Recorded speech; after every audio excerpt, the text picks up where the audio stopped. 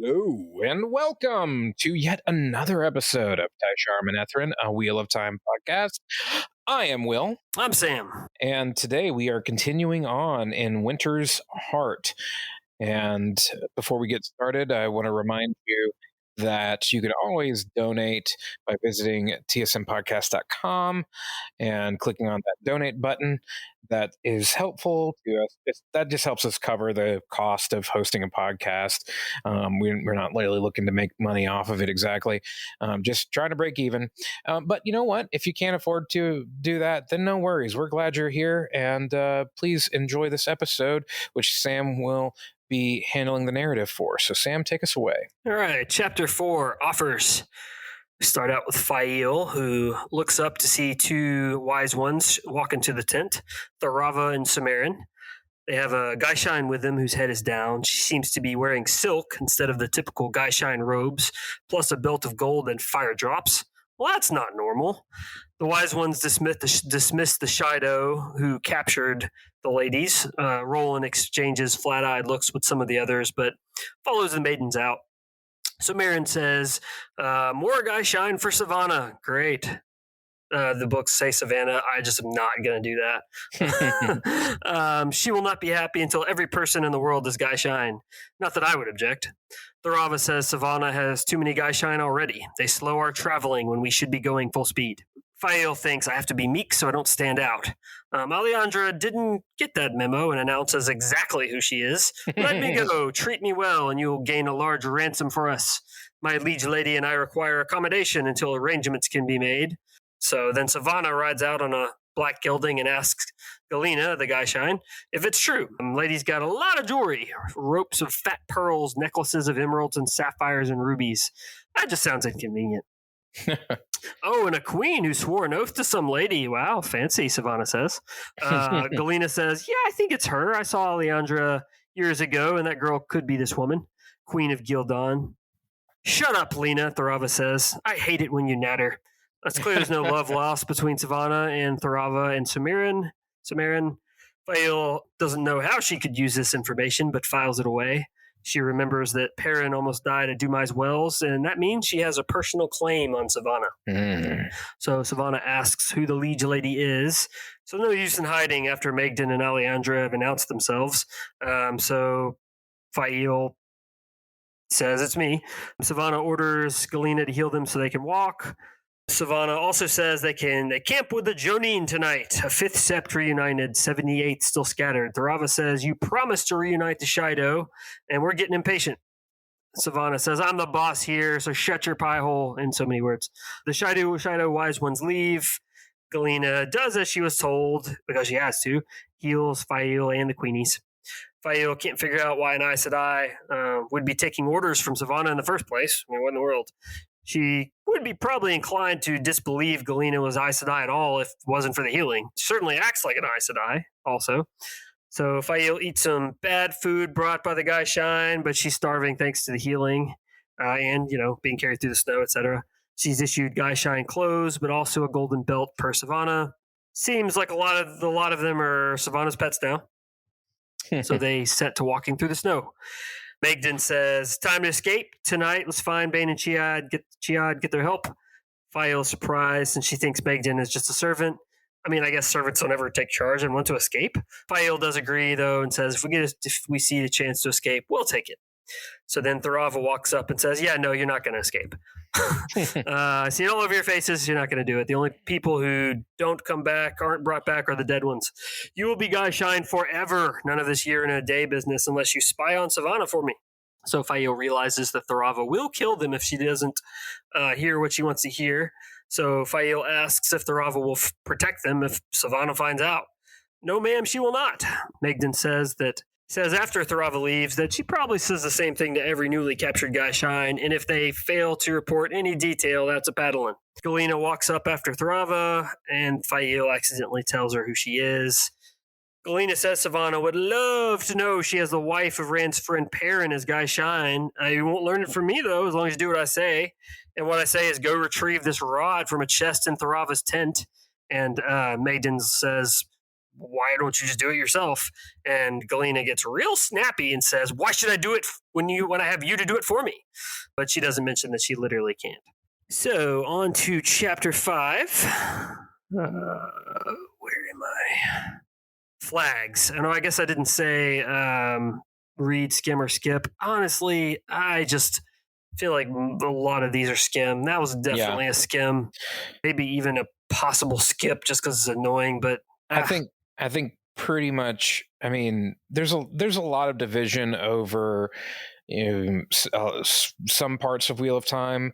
I haven't heard anyone say that they really love the Fail Shido subplot. I guess on paper, the idea of, I'm going to show what it's like to be a Guy Shine is maybe could be cool, but that isn't really what we got in this case anyway. Definitely not. So, chapter 5, Flags. Perrin tries to find Fael in the Wolf Dream. Hopper tells him he's there too strongly and could die. So when he doesn't respond, Hopper attacks him. Perrin wakes up in Berelane's tent, wearing nothing under the covers. Her armsmen found him frozen to death, nearly, and brought him to her tent and had Anura heal him. Perrin says, why didn't you have the Ashaman do that? She said, Anura is who I thought of first. Perrin gets dressed, feels super weak and hungry, but is just ready to get that out of there. Berelaine calls for a truce until Fael is found. Perrin says, honestly, what are you talking about? Berelaine gets really offended and says, well, have it your way then. And also that Massima's men started arriving this morning, 3,000 or 4,000 of them. So much for an honor guard of 100. Berelaine says, did you know Massima has been meeting with the Shanshan? So how does Berelaine know this? She says that Fael told her. Perrin didn't realize that Fael had them spying for her. Berelaine changes the subject for some strange reason, stretches and says Perrin will only be the third man to share her bed despite what he may have heard. First two were for business, but Perrin will be all pleasure. So Perrin storms out even though Berelaine's servant has brought in food and he's famished, but he just wants to get away from this lady. He asks some servants where Massima's men are. They all clearly think that he has slept with Berelaine because, he was in there all night and wasn't wearing any clothes. Just really just annoying for him all around, and we're annoyed on his behalf, really. I'm surprised you haven't brought it up. Please. You sent me the summary. Yeah, sure. I feel like our listeners would appreciate this. Yeah, so I will admit I sometimes will use the wiki as a basis for my notes just because there's a lot that's happening and it's I'll have the book next to me, have the wiki open. And so I was I want to just see if I drop the contents of the wiki into a paraphrase website, what it will come up with. So this was this chapter. Perrin is in the Wolf Dream, attempting to discover Fael. Container discovers him, instead of Hopper, and discloses to him that Fael isn't here and that Perrin should return. He is in the fantasy too, unequivocally, and for a really long time. On the off chance he doesn't return, he will bite the dust. At the point when Perrin doesn't react, Hopper assaults him in the fantasy and advises him to tune in. And then Berelaine extends erotically and reveals to Perrin that he will be just the third man to share her bed. The other two were intended for governmental issues, yet Perrin will be intended for delight. There was more, but that was the good stuff. Oh man. It kind of reminds me of that stuff where people run a movie script through a translator and back. Yeah, sure. Into Japanese or something. Yeah. So, and then it sounds like you can kind of see how they got there, but it's not quite right. Anyway. Exactly. I just thought that was funny. Chapter 6, The Scent of Madness. Perrin can't think about all the problems he has because he doesn't know if Fael's dead or alive. He doesn't really feel close to his own people anymore since they treat him like their liege lord, and Fael sort of has encouraged that. He doesn't protest when they call him Lord Perrin, even though he doesn't really like it. But it means he just doesn't can't be friends with people he was friends with when he was little, because they're there's a separation there between your liege lord and your common folk, I suppose. He realizes the Queen of Gildon disappeared too, which could spell trouble between her guardsmen and the Aiel. And Lenny, I don't know, is positive he slept with Elaine and just chews him out about it. But he doesn't even have any idea why she's mad at him until Basil Gill kind of makes it clear to him. He's like, no, what? Go explain to her that's not true. And Basil Gill says, no, I'm not going to do that. And he says, yeah, you are. And I don't think he's going to do it. So Fael finds Perrin and demands their horses back. He says, fine, but you have to do what I say until we find Fael. Aiel and warders show up. Sulin gives Perrin Fael's clothes, which have been slit open, which is proof that Fael is alive and has been made Gaishain. They broke custom by taking Wetlander's Gaishain, but no one believes they would go so far as to harm a Gaishain. They can compare it to harming a child. The scouts tell Perrin there is another army in the area too, and they got Grom. And like they talk about like 6-fingered tracks, and it's kind of a fun detail. Perrin thinks that the only other 6-fingered critters he's seen are the cats in the 2 rivers. Apparently, cats everywhere else only have 5, which was a surprise to him when he got outside of the 2 rivers. Oh yeah, do they call those polydactyl cats in the real world? Like if your cat has 6, I have no idea. I think I've heard that. You could have just made that word up, and I would literally have no idea. What I want to know is when Perrin has had time to count cat toes inside or outside of the 3 rivers. In response, Perrin sends Niel to find Elias and tell him the plan. They are going to go south after the Aiel who captured Fael. Fael, even though his army is much smaller. Hey, y'all, we all got to wake from the green dream sometime. I think that's what all the Aiel are thinking when he tells them that. Perrin meets up with Massima, tells him Fael has been kidnapped, and Massima should just go ahead and take his army east towards Rand. Massima says, no, I'll help a friend of the Lord Dragon rescue his wife. Perrin says, nah, man, I'm going to use Ashaman to travel, and you hate that stuff.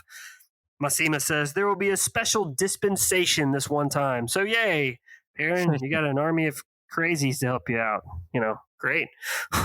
I do feel like this is a missed opportunity. I'm like, I know he's single-minded, but once again, then he could be like, oh, just this once, open up a gateway, push him through, just yeah, hey. Sure, yeah, perfect example. Like, let's just take care of this problem. But then he's got the 3,000 or 4,000 dragon sworn there, ready to burrow down, I suppose. And he just wants to. He's focused on finding Fael at this point. He doesn't really care about Massima anymore. He was trying to get rid of him. Didn't work. But he's also kind of like, maybe this could be good. Probably not, but maybe. Chapter 7: The Streets of Camelin. Elaine rides through the streets of Camelin with Saritha, a brown sister. Man, I cannot keep this straight. So she was in Abudar, sent from Salidar. She's been tagging along with the Supergirls ever since. The wiki informs me she has a warder named Ned. So, got to be careful with that wiki. Spoilers abound. Anyway, I will not share them. Elaine has a couple of guardswomen with her. They're out to raise support for the Turkand claim to the Lion Throne. Elaine gives some money to poor folks, says no one is allowed to starve in Camelin. Saritha says she ain't safe in the streets. Elaine basically says, I don't care what you say. Elaine, a lot of these conversations could be kind of boiled down to that. Like, yes, I hear the words you're saying, and I don't care about them. Elaine notices that some people have returned to the city. Who have returned to the city have taken up their crafts again. This makes the city more self-sufficient, provides a source of taxable income. A larger portion of the fugitives need to be taken care of, though, and soup kitchens have been set up, but no one can force somebody to eat if they don't want to. There are a lot of mercenaries around, armed to the teeth, so Elaine resolves to get some of them to enlist in the army. Wonders how she's going to pay for it. Senses that Brigitte is feeling strong emotions and makes a beeline for the palace. So Brigitte meets them on the way in the inner city. She says that the men escorting Nayan and Olinia were killed. Elaine says there must be a spy in the palace, and Brigitte pleads with her to let Brigitte provide her bodyguards. Elaine says no. Elaine says she herself should have retrieved the captives. Brigitte says you would have gotten yourself hurt or captured, and it wouldn't have helped. There's more back and forth about Andoran politics, and nobody cares. This is one of the things that we're going to see a lot of over the next couple of books with both. So we're going to see a lot of what we're seeing here altogether, both the Andoran politics and specifically Birgitte's relationship with Elaine becoming much more like mother hen kind of. No, big sister. Yeah. You're going to get yourself killed. You're going to get yourself killed. To be fair, sometimes she's got a point. She does. Elaine there are times when Elaine has no sense. Yes, It's true. Yeah, I mean, there have been multiple times in these chapters where I was just like, I just don't care and I'm not interested. And then I'll like remember the ending of this book is like, there is a payoff here. And there's not a payoff necessarily to this plot line immediately, but there's a payoff in this book. And so it's worth, you could definitely skip that chapter though. No doubt about it. We got, right now we've got the Elaine succession subplot and the Fail and Shido subplot. There's only so many annoying, like pointless feeling subplots that you can have going without it just being really, really irritating. I mean, I don't know if I mentioned this last episode or not. I bought this book when it was brand new, and I was so excited for it. And I had never heard of a slog. And honestly, after I finished this book, I called it my favorite book in the series. Yeah. Because of the ending. Like straight up. Like I think that I just kind of forgot some of the stuff that was in the middle. But the ending, the payoff is so good. Well, there's some fun things along, and we'll look forward to getting to those. Yeah, we haven't yet. Well, I'm saying like there's a lot of good character moments throughout this book. Sure. Yeah, I mean fun. Like Elaine and Avienda, all that stuff. Right. Yeah, you're gonna get a lot of those tidbits where I agree with our regular listener Kara, who said like it's just more fun time with our friends. I will say the upside of this, as opposed to I feel like Path of Daggers, is that we actually spend a lot of time with characters that we care about. Yeah, that's true. Even if the plots are kind of slow moving and everything, at least we're spending time with the characters we like. Not always the case, but most of the time. Chapter 8, Seefolk and Ken. Elaine meets with Mistress Harfor, who has two suspects who fled Camelin, who has two suspects in mind who have fled Camelin. Howin Nori, clerk, has requested to speak with Elaine. No love lost between him and Harfor, it seems. As they talk, Elaine remembers her mother saying that she ruled Andor, but Mistress Harfor ruled her. She also tells Elaine that Rihanna Corley wants to speak with her. Renee says Rihanna wants to talk. That's great. Elaine leaves to go find her. She sees Vandine on the way, who has two of the Ken novices in tow. Runaway novices are treated much more strictly than the regular novices, but despite their schedule, they've narrowed down the spy suspects to Morel, Saritha, and Carrion.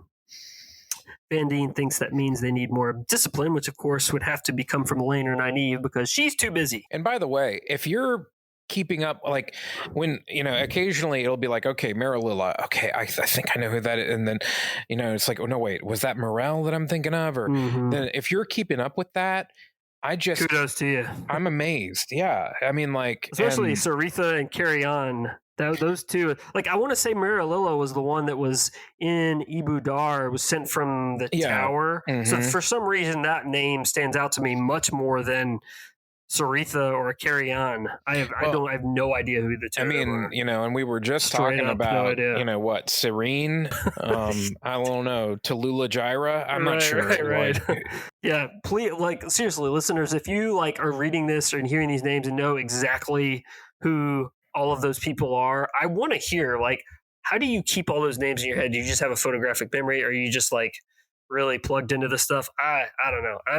I've got too many other things in my head that like I am not, it's not happening. Yeah, I feel like when I'm reading it, most of the time when we get to these places where there's these name dumps of like, here's all the people that are there, by this time in the series, I'm just almost skipping that. I am 100%, unless I'm listening to it on audiobook. If I'm reading it, I'm just like, that is a long list of names of people I don't care about. Right. Well, and it's like, and even if I read it, it's like mentally I'm skipping it. Because I'm like going, I don't remember who these people are, and and it's a quirk of Jordan's writing that he did that and does that. Well, it's helpful in one way to make the feeling of the world big, because you're always reminded, okay, hey, in this scene, and you can and I guess I just disagree with that technique as a fundamentally effective approach at doing that, rather than just saying and there were 8 more Aes Sedai there. If it's somebody, I mean, it's like if you name someone in a scene, they should be important to the scene. But I will say one thing it does that is kind of cool for a reread. To be clear, I couldn't write these books. I'm not saying I could. No. At Yeah. all. Not to far be it for us to be critical. at Robert Jordan, but it's always one of those caveats you give to people when they're talking about getting into it. But I'm just saying, like, an advantage of like naming all these characters is that you have the thing that happens that makes like the reread a little more interesting, because like there are characters that become important later on that you're like, they get name dropped. Yes, like early on, and then you go and reread and you're like, oh my goodness, that person was there and there and there and there. Sure, it's like proof that he either A, knew exactly what he was doing, or B, went through those chapters and like, oh, here's someone that yeah. Maybe a little bit of both at times. It could be. That's okay too. Yeah, and to some degree that is necessary. You have to, when you have so many characters, you have to account for them. There is a limit.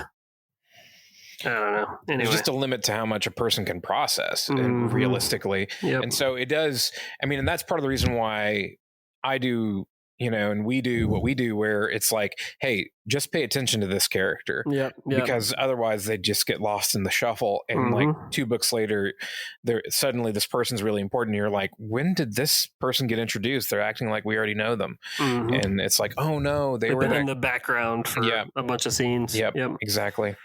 So Nynaeve and Lan show up, and Van Dien sort of defers to Nynaeve because Nynaeve is stronger in the power, but also because she's assertive. Van Dien reluctantly agrees to take on the responsibility of keeping the novices busy. Dang it, it is confusing that novice is lowercase but accepted is capitalized. What the heck, man? At least the Ashaman are consistent. Soldier and dedicated are both capitalized. Not important. Easier to remember that when you're reading and not listening to the audiobooks. I just keep trying to capitalize novice. But apparently Van Dien did teach novices at one point, but the mistress of novices and mistress of novices is capitalized. And it's just funny. That's a funny thing that is strange. Nynaeve offers to accompany Elaine to see Rihanna Corley. She tells Elaine that 18 members of the Ken have left Camelin to go save other members from the Shan-Chan. Rihanna tells them that 3 of the Damani could be ready to free from their Idam collars. The first, Lamore, is only 19. The second, Kara, is obedient to Suldam and would possibly help them escape and call her again given the chance. Olivia, the third, hates the Shan-Chan but has been a Damani for 400 years and is stronger in the power than even Nynaeve. Wow. So Lan says, you got to do it or you're no better than the Shan-Chan. So they agree to let him go, keep a close eye on all of them. Lamore will be put in Novice White because she's young enough. Chapter 9, A Cup of Tea. Elaine changes and goes to meet with merchants. First, she sits down with Howin Nori, head clerk. He has good news. There's alum in them there hills. That is, alum has been found on her family estates. The prospective income from mining it will give bankers confidence to loan and/or funds to build up an army and secure the throne. And plus, they'll have plenty of tinfoil to make cookies whenever they want. Yeah, and then if she swallows it and burns it, it'll enhance her ability to see things. Hey, I like that. There's a character, there is a Windfinder character named Shallan, and Shallan is a character from Stormlight. Okay. Sorry, that was a stretch of a connection there, but I was trying to. Well, I was just thinking that as you said that. Yeah, Cosmere and indeed. Yeah. Is the Westlands in the Cosmere? I'm sure Sanderson would say he would never presume to. No way. But we can think, yeah. I mean, we can. I have no problem with that. As fans can say, but he's not going to say that. But he would never. Of course, yeah, he would never say right. That. I don't have a problem with it, but yeah, at the same time, it's not going to show up. I guess I don't have a problem with it. I don't know. It would kind of complicate things a lot. It would complicate things for Cosmere. Yeah, it would. There's some cool connections in the Cosmere, especially in the most recent Stormlight book, and the idea that it would definitely complicate things for the Cosmere. I agree. So yeah, probably better off that it's its own thing. Even if it's a fun thought. So Howin Nori brings up Elida's proclamation to give the Dragon Reborn protection and guidance in the White Tower. This stuns Elaine, as does the news that the Sun Palace was attacked with the One Power. Rand is nowhere to be found, with unconfirmed reports about him kneeling at Elida's feet. Elaine brushes that last off, saying it's as likely as a goat at a court ball. Now that sounds like a good time to me, honestly. Bring a goat to any ball, and you're guaranteed to have a great evening. I mean, take a goat anywhere, really. Yeah, I have never been someplace where there was a goat that my experience wasn't immediately enhanced. Yeah, take that dude through the Chick-fil-A drive-thru. He'll love it as he's eating your car. I mean, like, if you were in a meeting and whatever is going on in that meeting in your businessy life, right? And then there's just a goat there. I'm going to have a better time, yeah. Yeah, you're just going to have a more enjoyable time. I'm going to have a more memorable meeting, even if that meeting has suddenly become less productive because we're all focused on the goat. The goat in the room. So Nori brings up some other stuff that Elaine doesn't care about and then mentions that King Rodran and Lugard is gathering an army. Nori hesitates and then advises Elaine to do nothing since she isn't queen yet. Elaine tells her what Egwene told her, that Rodran isn't worried about Andor. He hired a mercenary army of Dragonsworn to keep his nobles in line. Preston remembers a final important piece of info. Kyrian and nobles are considering the idea of coming to Andor to help Elaine secure the Lion Throne so she can more quickly come claim the Sun Throne too. Elaine tells him he should write a letter stating she'll come to Kyrian when things are settled in Andor and hint that they should stay the heck away from Andor. Thank you for your time. Nori leaves, and maids bring Elaine lunch, which Jordan describes in great detail for some reason, which he doesn't usually do this. I mean, he does it occasionally, but there are other authors. Brian Jacques, the Redwall, the Mice with Swords author, would go into pages of details about like the great feast that they would have and all of the many things that the mice and moles and rabbits would cook. Jordan doesn't usually do that, but he did in this case mention that the spread includes cabbage rolls with raisins and peppers and a squash pie. No wonder Elaine picks the broth and the bread. I mean, I don't want a cabbage roll with the raisins. I don't know. Now that I say that, I might kind of want to try that. That's weird. I don't know. I mean, I like it's a weird combination cabbage, of thing, but it's the raisins that get me. And now, like peppers, I'm on board with. Like cabbage in a roll. I don't know why you would ever decide. Well, but is it like a I'm picturing it more like an egg roll kind of experience. Oh, sure. I was picturing it was like baked into a bread roll, but no, you're right.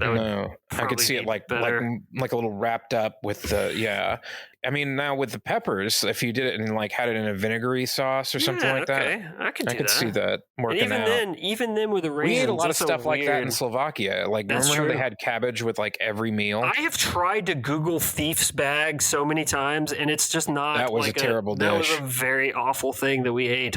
You ate the whole thing, though. I did. Yeah, that was man. What in the world? It was like all the organ meats. It was like all the parts that you can't into a bag. Sell. Now the squash pie, would that just be like a squash casserole, or would it actually be squash with like some like honey or something to make it sweet, like sugar or whatever? Yeah, you're probably right. It's probably like a casserole. That makes more sense. That probably wouldn't be so bad. Yeah. So like, I mean, like I love squash casserole. Like, yeah, maybe you've sold me on this. Maybe enough cheese and if they got some whatever the equivalent of Ritz crackers is in the Westlands at this time. Yep. So that sounds. You've sold me. Okay. Yeah. I'm on board. Dylan comes in, says there's an army in the Bramewood, tens of thousands strong, men from Arafel, Kandor, and Shinar. Elaine says they're looking for Rand, no doubt. Takes a sip of her tea and then realizes too late it has been laced with fork root. Tells Dylan to go get help. The latter pulls a knife, and Elaine thinks, dang it, she's about to shank me.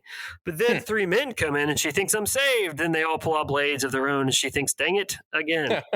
Dylan screams murder, which is kind of a weird thing to scream before anyone's been murdered. Right. Attempted murder. Doesn't have the same ring to it. Knocks 2 of the men to the ground before getting stabbed herself. The third advances on Elaine, and then looks down in surprise to see a foot of steel sticking through his chest. Yes, I would also be surprised by that. Elaine thinks of Birgitta and then passes out. What a cliffhanger. Yeah, I know. We don't know what happens to Elaine or Dylan, which, who cares? But well, join us next time find out what happens. Tai'Shar Manetherin, the Real Time Podcast. Will Elaine survive? Indeed. I mean, probably. Thank you so much for joining us. As always, we want to remind you that we love to hear from you. So email us at stuff@tsmpodcast.com or find us on the socials, Podcast TSM on Twitter, Facebook, and Instagram. You can also find us on YouTube. You'll have to search for us because we don't have a vanity URL yet. But if you will follow us, then maybe we can get enough to do that. We've had more followers there recently, so that would be pretty cool. And until next time, Tai'Shar and Ethrin.